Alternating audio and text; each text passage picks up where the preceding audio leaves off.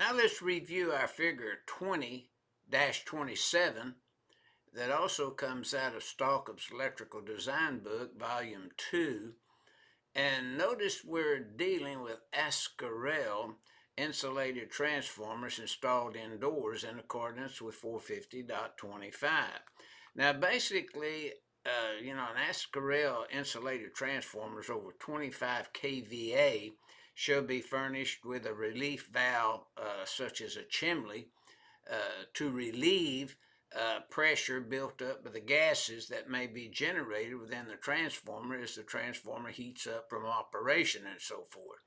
Now notice in the illustration at the top we have the removal of the gases by chimney, and notice it's vented to the outside, and the transformer is rated over 25 kVA, so you have to have these pressure relief valve installed.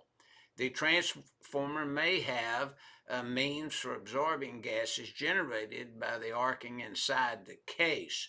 But basically this Askarel that is harmful to humans, that maybe could give them cancer, OSHA requires these type of PCBs to be removed. So most of this Askarel that's harmful has been replaced with another type of liquid, cooling liquid.